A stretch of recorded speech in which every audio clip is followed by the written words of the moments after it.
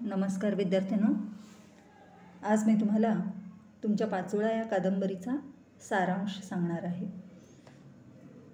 तर माझ्या पहिल्या क्लासमध्ये तुम्ही लेखकानं ही कादंबरी कुठल्या पार्श्वभूमीवर लिहिली ते ऐकलत. आज या कादंबरीचा कथाभाग नेमका काय आहे किंवा या कादंबरीचा सारांश काय आहे तो तुम्ही ऐकणार आहात. जेव्हा एखादा कवी कविता लिहितो त्यावेळेला ती त्याला अचानक स्फुरलेली असते. विल्यम वर्ड्सवर्थ म्हणतो, poetry is the overflow of powerful feelings, a spontaneous overflow of powerful feelings. पण कथेचं किंवा कादंबरीचं तसं नसतं. कथेचा आराखडा किंवा कादंबरीचा आराखडा लेखकाच्या मनामध्ये तयार असतो. ही जी कादंबरी आहे पाचोळा, ही या लेखकानं लिहायचा विचार केला किंवा हा विषय त्याच्या मनात आला तो गावातील सुवर्णबंदीच्या कायद्यामुळे. हे आपण आधीच्या वर्गात ऐकलंतच. तर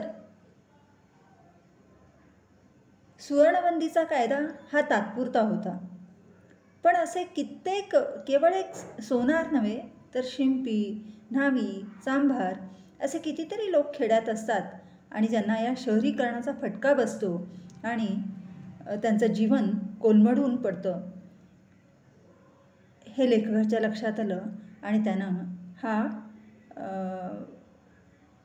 ही कादंबरी सोनाराच्या जीवनावर न लिहिता एका शिंप्याच्या जीवनावर लिहायचं ठरवलं आणि कादंबरीचा एक आराखडा रचला, एक प्लॉट मनात तयार केला आणि त्या अनुसार ही कादंबरी लेखक चितारत गेला. तर कादंबरीचा प्लॉट असा आहे, कादंबरीची सूत्रकथा अशी आहे. गंगाराम शिंपी, त्याची पत्नी पार्वती उर्फ पार्वती आणि या दोघांची 2 मुलं भाना आणि तानी, या चौघांभोवती ही कादंबरी फिरताना दिसते. गंगाराम आणि पार्वती ही त्यातली 2 प्रमुख पात्र. गंगाराम शिंपी हा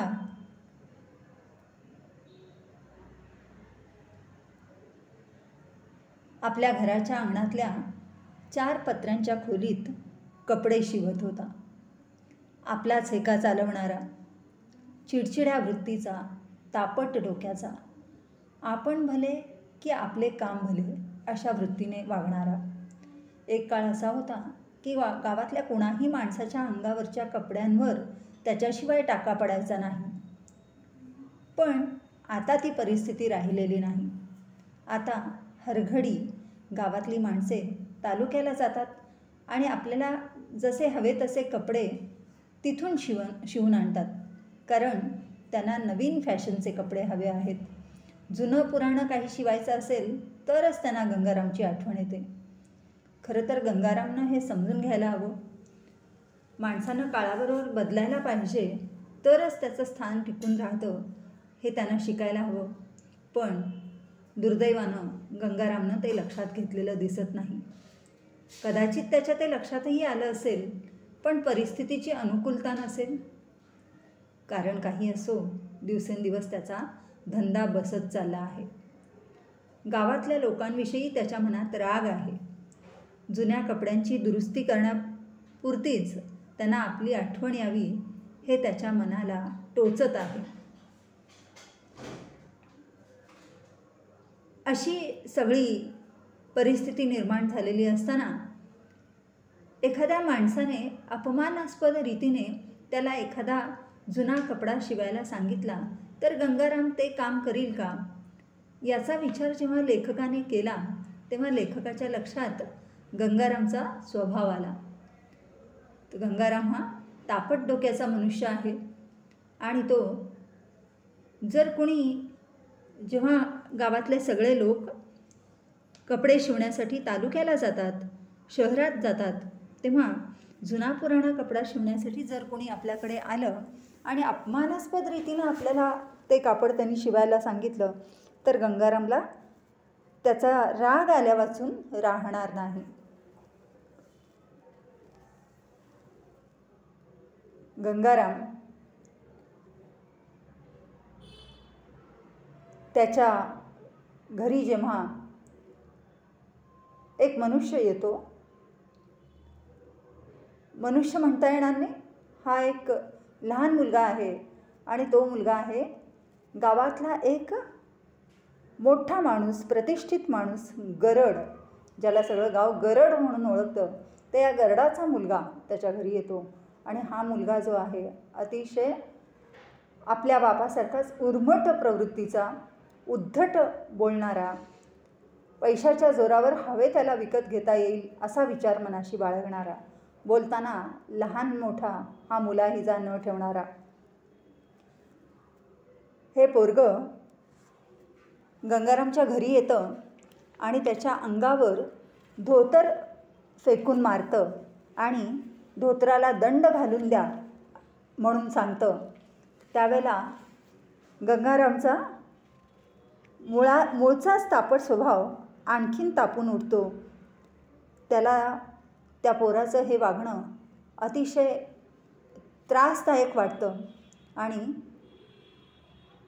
तो म्हणतो, मी नाही शिवून देणार. तुझ्या बापाला सांग की तुम्हाला नवीन कपडे शिवायचे असतात तेव्हा तालुक्याला जाता येतं आणि आज केवळ एका धोत्राला दंड घालण्यासाठी तुम्ही माझ्याकडे आलात, तेव्हा मी काही तुमचं काम करणार नाही. आणि हे ऐकल्यानंतर ते पोरगं पळत आपल्या बापाकडे जातं आणि आपल्या बापाला ही गोष्ट सांगतं. गरड गावातल्या गरिबांना छळणारा, गावातल्या गरिबांना पिळणारा असाच मनुष्य आहे. त्याला गंगारामचं हे वागणं अजिबात आवडत नाही. परंतु गरड हा आतल्या गाठीचा माणूस आहे. तो सरळपणाने गंगारामला काही बोलणार नाही, पण तो मोठ्या चतुरपणानं गंगारामचा काटा काढायचा ठरवतो. आणि गावात इथंच खरं तर कादंबरीचं कथाबीज पेरलं गेलेलं आहे असं म्हणता येईल. ठिणगी पडते गावामध्ये. गरड विरुद्ध गंगाराम असा एक संघर्ष उभा राहतो. एक शीतयुद्ध निर्माण होतं आणि गरड शहरातून एका मिसनवाल्याला अर्थात मशीनवाल्याला बोलावून घेतो. एक तरणा ताठा मुलगा ज्याला सर्व प्रकारच्या फॅशनचे कपडे शिवता येतात, अशा या तरण्या ताठ्या मुलाला गावात गरड बोलावून घेतो आणि गंगारामची सगळी गिऱ्हाईकं तुटतात. आजवर लोक तालुक्याला जात असतात नवीन फॅशनचे कपडे शिवून आणण्यासाठी, पण आता ज्यांना तालुक्याला जाता येत नाही ती माणसं तरी गंगारामकडे कपडे देत असतात. पण आता गावातच नवीन फॅशनचे कपडे शिवणारा शिंपी आल्यामुळे गंगारामची ती गिऱ्हाईकही तुटतात आणि गंगारामचं जगणं कठीण होतं. आता अशा वेळेस काय करायचं? आपणही त्याच्यापेक्षा पुढचं शिवणकाम शिकायचं, नवनवीन फॅशनचे कपडे शिवायला शिकायचे, की आपण शहराचा रस्ता धरायचा? गंगारामला कळेनासं होतं. गंगाराम या सगळ्याचा आपल्या परीनं विचार करतो आणि त्याला एकच विचार त्याच्या डोक्यात घोळू लागतो, तो म्हणजे या मिसनवाल्याला गावातून उखडून टाकायचे आहे, तर त्याच्यापेक्षा चांगलं शिवणकाम आपल्याला यायला पाहिजे. आणि ते आता या वयात आपण नाही शिकू शकणार, तर आपण आपल्या मुलाला, भानाला हे शिवणकाम शिवायला शिकवलं पाहिजे. पण भाना हा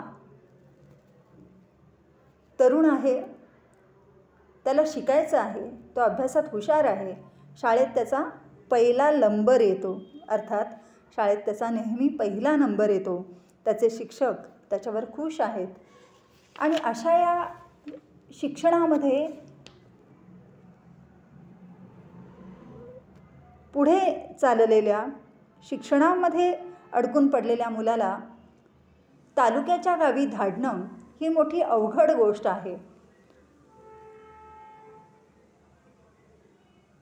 त्यावेळेला पार्वती, जी गंगारामची पत्नी आहे, ती या दोघांचा विचार करून एक सुवर्णमध्य साधण्याचा प्रयत्न करते, पण दोघेही आपापल्या जागी ठाम आहेत. भाना शिक्षण सोडून शहरात जायला तयार नाही, तर गंगाराम त्याला पाठवण्यासाठी हटून बसलेला आहे.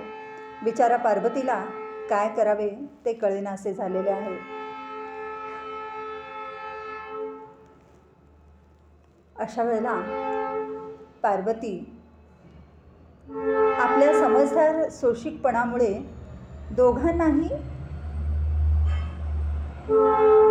थांबवण्याचा प्रयत्न करते आहे. निवेदनाचा ती केंद्रबिंदू झालेली आहे. या कादंबरीचं निवेदन जे आहे ते आत्मनिवेदनात्मक स्वरूपाचं आहे. आत्मनिवेदन म्हणजे पार्वती इथे बोलताना आपल्याला दिसते. संपूर्ण कादंबरीभर पार्वती आपल्याला बोलताना दिसते. पार्वतीच्या बोलण्यातून, पार्वतीच्या भाषेतून सबंध कादंबरीचा पट आपल्यासमोर उलगडत जातो. तर भानाला शिलाई काम शिकायचे नाही, त्याला शहरात जायचे नाही, त्याला तालुक्याला जायचे नाही, आणि गंगारामला मात्र त्याला तिकडे पाठवायचेच आहे. त्यावेळेला पार्वतीला मनापासून असे वाटते की आपल्याला शिक्षण नाही, आपल्या नवऱ्याला शिक्षण नाही, पण निदान आपल्या मुलानं तरी काही शिकावं. आणि खरोखरच त्याला शिक्षणामध्ये रस आहे आणि ती भानाच्या बाजूनी बोलते, भानाची बाजू घेते. याचा परिणाम असा होतो की गंगाराम बायकोपासून तुटतो, एकटा पडतो, अधिकच आत्मकेंद्रित होतो, त्याचा सारासार विवेक नष्ट होतो आणि स्वतःला विनाशाच्या वाटेवर लोटून देण्यासाठी तो सिद्ध होतो.